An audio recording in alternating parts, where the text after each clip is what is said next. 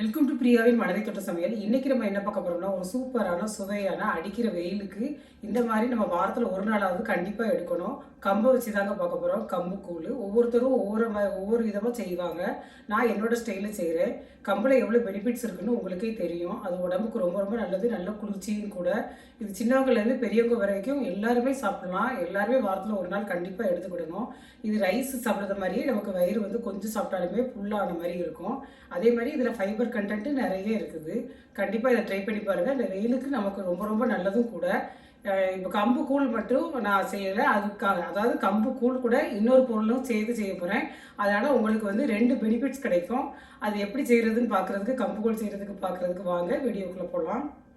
கம்பு இந்த கப்புக்கு தான் 1 கப்பு நான் எடுத்துருக்கிறேன். இது நீங்கள் வீட்டில் இருக்கிற கப்புக்கோ டம்ளருக்கோ எதுக்குனாலும் நீங்கள் எடுத்துக்கோங்க.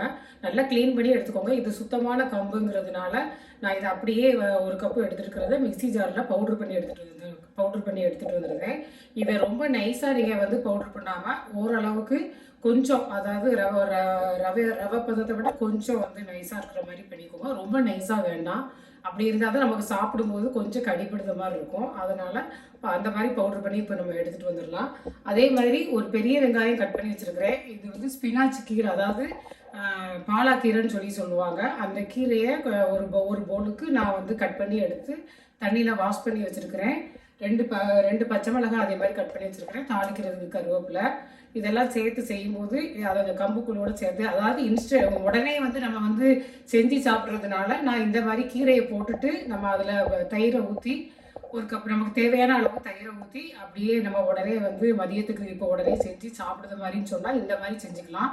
இல்லைன்னு சொன்னால் நீங்கள் மதியம் ரெடி பண்ணி வச்சுட்டு மறுநாள் காலை, அதாவது உங்களுக்கு 8 மணி நேரமாவது குறைஞ்சது புளிக்கணும். மறுநாள் சாப்பிட்றதுக்கு அப்படின்னா தான் ரொம்ப நல்லாயிருக்கும். நம்ம தேவையான அளவு தயிர் ஊற்றி கூட பச்சை மிளகாய், சின்ன வெங்காயம், நமக்கு என்ன தேவையோ ஊறுகாய் இருந்தால் ஊறுகாய், மோர் வத்தல், அந்த மாதிரி எது வேணாலும் வச்சு நம்ம சாப்பிடலாம். அது நம்மளுடைய விருப்பத்தை பொறுத்தது. நீங்கள் அதனால் அப்படி நீங்கள் செஞ்சு சாப்பிட்றதா இருந்தால் அந்த மாதிரி பண்ணுங்கள்.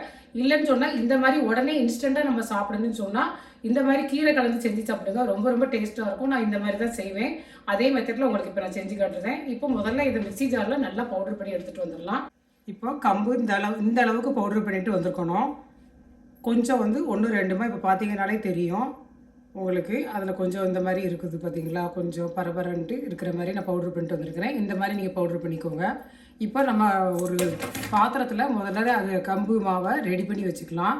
ஒரு பாத்திரத்தில் அதை அப்படியே நான் சேர்த்துக்கிறேன். ஏன்னா எடுத்த உடனே நம்ம பாத்திரத்தில் அப்படியே ஸ்டவ்வில் வச்சு செய்யும்போது உங்களுக்கு கெட்டிப்படும். அதனால் முதல்ல கரைச்சிட்டு அப்புறமா நம்ம பண்ணிக்கலாம். இப்போ 1 கப்பு, இந்த கப்புக்கு நம்ம மாவு எடுக்கிறதுக்கு நான் ஒரு 6 கப்பு தண்ணி சேர்த்தா இது சரியாக இருக்கும். நீங்கள் வேணும்னா உங்களுக்கு ஃபஸ்ட்டு ஒரு 5 கப்பு தண்ணி வச்சுட்டு அதுக்கப்புறமா கூட நீங்கள் வேணும்னா ஒரு பாத்திரத்தில் தண்ணியை கொதிக்க வச்சுட்டு 1 கப்பு எக்ஸ்ட்ரா வேணும்னா நீங்கள் சேர்த்துக்கோங்க. அது நீங்கள் பார்த்துக்கிட்டு சேர்த்துக்கோங்க.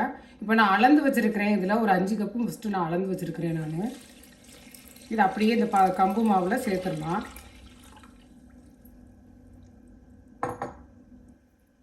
இன்னொரு கப்பு நான் சேர்த்துருதேன். நான் 6 கப்பாக நான் இப்போவே நான் சேர்த்துருதேன். நான்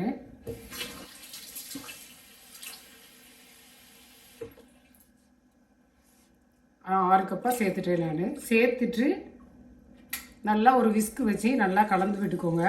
கட்டி இல்லாமல் கலந்து விட்டுட்டு நம்ம போய் செஞ்சோம்னா ஈஸியாக இருக்கும். ரொம்ப சீக்கிரமாக பண்ணிடலாம். இது உங்களுக்கு உடம்புக்கு ரொம்ப ரொம்ப ஹெல்த்தியானதும் கூட. இதில் நிறைய நார்ச்சத்து இருக்குது. அது மட்டும் இல்லாமல் பொட்டாசியமும் நிறைய இருக்குது. அதுக்கப்புறம் டைஜஸ்ட் ஆகுறதுக்கும் உங்களுக்கு ஜீரணம் ஆகுறதுக்கும் கொஞ்சம் மெதுவாக தான் இது ஆகும். இது ரொம்ப ரொம்ப நல்லது. கண்டிப்பாக நீங்கள் வாரத்தில் ஒரு நாள் நம்ம கண்டிப்பாக சேர்க்கணும். குழந்தைங்களுக்குமே இதை பழக்கப்படுத்தணும். எல்லா குழந்தைங்களுமே முதல்ல எதுவுமே சாப்பிட மாட்டேன்னு சொல்லுவாங்க. என்னுடைய கூட கிட்ஸுமே முதல்ல சாப்பிட மாட்டேன்னு தான் சொன்னாங்க. எல்லாமே நம்ம பழக்கப்படுத்துறது தாங்க இருக்குது. கண்டிப்பாக நம்ம செஞ்சு கொடுத்து பழக்கப்படுத்தினோம்னா அதனுடைய பெனிஃபிட்ஸ்லாம் நம்ம சொல்லி கொடுத்தோம்னா கண்டிப்பாக புரிஞ்சுக்கிடுவாங்க. அது இப்போ உள்ள கிட்ஸு ரொம்ப ஸ்மார்ட்டு.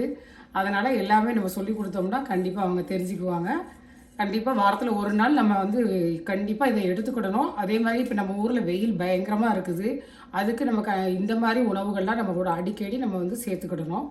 இதை கண்டிப்பாக நீங்கள் செஞ்சு பாருங்கள். ரொம்ப ரொம்ப டேஸ்ட்டாக இருக்கும். இப்போ நம்ம ஸ்டவ்கிட்ட போய் அதை நான் மண்பானையில் தான் செய்ய போகிறேன். வாங்கி வச்சுருக்கிறேன். அதில் செஞ்சிங்கன்னா ரொம்ப ரொம்ப ஹெல்த்தியானது. இல்லைன்னா நீங்கள் அடிகனமான பாத்திரமா ஏதாவது இருந்ததுன்னா அதில் கூட நீங்கள் செஞ்சுக்கலாம். இப்போ நம்ம எப்படி செய்கிறதுன்னு பார்க்கலாம். இப்போ ஸ்டவ்வை ஆன் பண்ணி நம்ம இப்போ கம்புக்கு மாவு ரெடி பண்ணி வச்சுருக்கிறத அப்படியே இந்த மண்பானையில் கலக்கிட்டு ஊற்றிடலாம். இப்போ கரண்டி இருந்தால் கரண்டியோ இல்லாட்டி விஸ்கு இருந்தால் விஸ்கு வச்சு நல்லா நீங்கள் கலந்து விட்டுக்கோங்க. நான் இப்போ எல்லாத்தையும் இந்த பாத்திரத்தில் மாற்றி எடுத்துட்டேன். இதை வந்து மீடியம் ஃப்ளேமில் வச்சு உங்களுக்கு ஒரு 15 நிமிஷம் நல்லா மிக்ஸ் பண்ணி விட்டுக்கோங்க. தண்ணி இந்த அளவுக்கு வச்சாதான் நீங்கள் பார்த்துக்கோங்க. உங்களுக்கு கெட்டியாக இருந்ததுன்னா வேணும்னா கூட நீங்கள் உங்களுக்கு கூட கொஞ்சம் கூட ஒரு கப்பு தண்ணி சேர்த்துக்கோங்க. நல்லா கலந்து விட்டுகிட்டே இருங்க. கொஞ்ச நேரத்தில் அது வந்து நல்லா கெட்டியாயிரும். குறைஞ்சது எப்படியும் ஒரு 15 நிமிஷமாவது நல்லா வேகணும். ஏன்னா கம்பு நல்லா வேகணும்ல, அதனால் நம்ம ஸ்டவ்வை கூட்டி வச்சிங்கன்னா அடியில் பிடிச்சிரும். அதனால் இந்த மாதிரி நல்லா கலந்து விட்டுகிட்டே இருங்க. இப்போ 10 நிமிஷம் தாண்டிருச்சு. இன்னும் நான் மீடியம் ஃப்ளேமில் வச்சு கைவிடாமல் நல்லா மிக்ஸ் பண்ணி விட்டுக்கிட்டே இருக்கேன். இப்போ முதல்ல இருந்ததுக்கு கெட்டியாக இருக்குது. நம்ம தண்ணி அதிகமாக வச்சோம்னா கூடுதல் டைம் ஆகும்.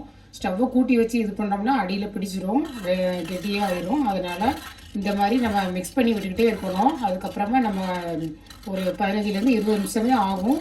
கெட்டியாகிற வரைக்கும் நம்ம நல்லா கலந்து விட்டுக்கிட்டே இருக்கலாம். அதனால் ஸ்டவ்வை வந்து குறைச்சி வச்சுக்கோங்க. இப்போ அதுக்குள்ளே இதை நான் மிக்ஸ் பண்ணி விட்டுக்கிட்டு கீரைக்கு இந்த பக்கம் நம்ம ரெடி பண்ணிடலாம். நீங்கள் பாலாக்கீரை இருந்தால் பாலாக்கீரை கூட சேர்த்துக்கலாம், அப்படி இல்லைன்னா முருங்கைக்கீரையும் சேர்த்துக்கலாம். இது ரெண்டும் நான் செஞ்சுருக்கேன், ரொம்ப நல்லா இருக்குது. அதனால் நீங்களும் செஞ்சு பாருங்கள். இப்போது ஸ்டவ்வை ஆன் பண்ணிடலாம். ஆன் பண்ணிவிட்டு ஒரு 2 ஸ்பூன் எண்ணெய் சேர்த்துக்கலாம். எந்த எண்ணெய் இருந்தாலும் நீங்கள் அதை சேர்த்துக்கோங்க. இப்போ எண்ணெய் காஞ்சி வரட்டும். எண்ணெய் காஞ்சி வந்ததுக்கப்புறமா நம்ம கடுகு சேர்த்துக்கலாம். ஒரு 1/2 டீஸ்பூன் கடுகு சேர்த்துக்கலாம். இப்போ எண்ணெய் காஞ்சிருச்சு. இப்போ 1/2 டீஸ்பூன் கடுகு சேர்த்துக்கலாம்.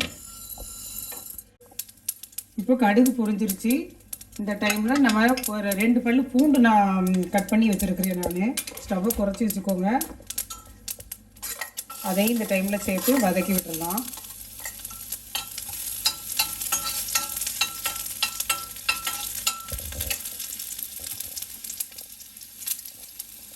ஒரு பெரிய வெங்காயம் நான் கட் பண்ணி வச்சுருக்கிறேன், அதையும் வதக்கி எடுத்துடலாம். கூட 2 பச்சை மிளகாய் அதையும் சேர்த்துடலாம். சேர்த்து வெங்காயம் நல்லா வதங்கி வரணும், அந்த அளவுக்கு வதக்கி விட்டுக்கலாம். கூடவே நம்ம கருவேப்பிலையும் அப்படியே சேர்த்துக்கலாம். இப்போ இந்த பக்கம் கம்புக்கு நான் மிக்ஸ் பண்ணி விட்டுக்கிட்டே இருக்கேன். இங்கே நான் கீரைக்கு வெங்காயத்தையும் அப்படியே வதக்கி விட்டுக்கிட்டே இருக்கேன். வதக்கிக்கிட்டே இருக்குது. நீங்கள் இந்த கீரைன்னு இல்லை, எந்த கீரைனாலுமே நீங்கள் வந்து யூஸ் பண்ணிக்கலாம். அதாவது முருங்கைக்கீரை இல்லைன்னா இந்த மாதிரி பாலாக்கீரை யூஸ் பண்ணுங்கள். ரொம்ப ரொம்ப டேஸ்ட்டாக சூப்பராக இருக்கும். ஏன்னா நம்ம கம்பில் வந்து பண்ணுறது உடனே வந்து நம்ம ரெடி பண்ணி சாப்பிட்றதுனால இப்போ நம்ம கீரையும் அதில் வந்து கலந்து தயிரோடு சேர்த்து, தயிரும் 1 கப்பு எடுத்துக்கோங்க. அது உங்களுக்கு எவ்வளோ தேவையோ நீங்கள் அந்த அளவுக்கு யூஸ் பண்ணிக்கலாம். தயிர் தண்ணி எல்லாம் நம்ம எவ்வளோ தேவையோ நம்ம யூஸ் பண்ணுறது தான். கெட்டியாக வேணால் கெட்டியாவோ, தண்ணியாக வேணால் தண்ணியாவோ கலந்துக்கலாம். அதுக்கப்புறமா இது கீரை போட்டு செஞ்சு பாருங்கள், ரொம்ப ரொம்ப நல்லாயிருக்கும். வெங்காயமும் வதங்கிக்கிட்டே இருக்குது. ஒரே டைமில் செஞ்சிட்டோம்னா 2 வேலையும் சீக்கிரமாக முடிஞ்சிடும்ல. அதனால் இதையும் ஒரு பக்கம் அப்படி வேக விட்டுட்டு அப்படியே பண்ணிக்கிட்டு இருக்கேன் நான். இந்த மாதிரி ட்ரை பண்ணி பாருங்கள், ரொம்ப நல்லாயிருக்கும். இது நார்மலாக நம்ம வந்து முதல்ல புளிக்க வச்சுட்டு தான், அதாவது ஒரு நாளைக்கு மதியம் நம்ம ரெடி பண்ணி வச்சோம்னா மறுநாளைக்கு நம்ம சாப்பிட்ற மாதிரி புளிச்சு வரும். அப்படின்னா தான் நமக்கு டேஸ்ட்டாக இருக்கும். இது உடனே செஞ்சு சாப்பிட்றதுனால நம்ம இந்த மாதிரி கீரையும் சேர்த்து செஞ்சு சாப்பிட்டோம்னா தயிரும் கலந்து சாப்பிடுவோம். தயிர் கொஞ்சம் புளிச்சதாக இருந்தால் ரொம்ப நல்லாயிருக்கும். மறுநாளைக்குன்னா நம்ம தயிர் அப்போ ரெடி பண்ணதை முதல் நாள் ரெடி பண்ணதை ஊற்றி சாப்பிட்டோம்னா ரொம்ப நல்லாயிருக்கும். இது கொஞ்சம் வந்து ஒரு முதல் நாளைக்கு முன்னாடி உள்ள தயிரை எடுத்து நம்ம யூஸ் பண்ணோம்னா ரொம்ப நல்லாயிருக்கும். அந்த மாதிரி நீங்கள் செஞ்சு பாருங்கள். அப்புறம் செஞ்சு பார்த்துட்டு எனக்கு கமெண்ட்ஸில் தெரியப்படுத்துங்க. ரொம்ப ரொம்ப டேஸ்ட்டாக இருக்கும். நமக்கு 2 சத்துமே கிடைக்கும். கம்பில் உள்ள சத்தும் கிடைக்கும், கீரையில் உள்ள சத்தும் கிடைக்கும். இது உங்களுக்கு எப்படி பிடிச்சிருக்கு, எப்படி நீங்கள் செஞ்சு பார்த்துட்டு உங்களுக்கு எப்படி இருந்ததுங்கிறத எனக்கு கமெண்ட் செக்ஷனில் தெரியப்படுத்துங்க. இப்போது வெங்காயம் நல்லா வதங்கிருச்சு. இப்போ நம்ம வாஷ் பண்ணி வச்சுருக்கிற ஸ்பினாச் கீரையை, அதாவது பாலாக்கீரையை சேர்த்துக்கலாம். கீரை சீக்கிரமாகவே வெந்துடும், அதனால் ஒரு 10 நிமிஷத்தில் வெந்துடும். நம்ம போட்டு நல்லா கலந்து விட்டுட்டு தேவையான அளவு உப்பு மட்டும் சேர்த்தா போதும். நீங்கள் காரத்தை பார்த்துக்கிட்டு உங்களுக்கு பச்சை மிளகாய் எவ்வளோ வேணுமோ சேர்த்துக்கோங்க. அப்படியே சேர்த்து நல்லா கலந்து விட்டுக்கோங்க. இந்த மாதிரி கண்டிப்பாக ட்ரை பண்ணி பாருங்கள், கண்டிப்பாக உங்களுக்கு பிடிக்கும். இது கம்புக்கு கம்பு சாப்பிட்ட மாதிரியும் ஆச்சு, கீரைக்கு கீரையும் சாப்பிட்ட மாதிரி ஆச்சு. குழந்தைங்களையும் நம்ம சாப்பிட வச்சிடலாம். எப்படியாச்சும் சொல்லி இந்த மாதிரி அதனுடைய பெனிஃபிட்ஸ் என்ன, அதனுடைய சத்துக்கள் என்ன அப்படின்னு சொல்லி நம்ம சொல்லும்போது அவங்களும் கண்டிப்பாக விரும்பி சாப்பிடுவாங்க. இப்போ இது வேகட்டும். இப்போ கீரை நல்லா வெந்துருச்சு. இப்போ நம்ம தேவையான அளவு உப்பு சேர்த்துக்கலாம். அதாவது நான் ஒரு அரை டீஸ்பூன் உப்பு சேர்த்துருக்குறேன். நான் சேர்த்துட்டு நல்லா மிக்ஸ் பண்ணி விட்டுட்டு ஆஃப் பண்ணிட வேண்டியதுதான்.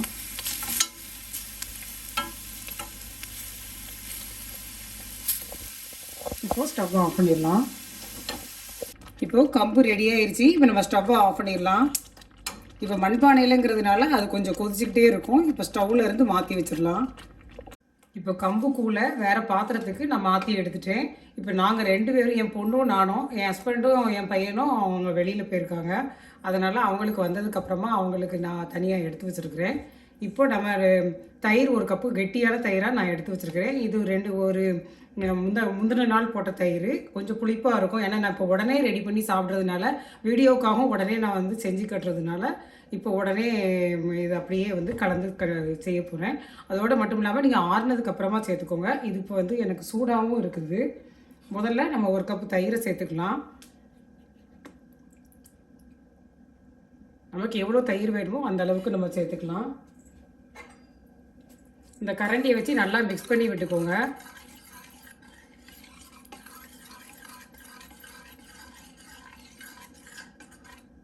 அதுக்கப்புறமா அது நமக்கு தேவையான அளவு தண்ணி, எந்த அளவுக்கு நமக்கு வேணுமோ அந்த அளவுக்கு சேர்த்துக்கலாம். நான் ஒரு 2 கப் அளவு தண்ணி எடுத்து வச்சுருக்கிறேன். நான்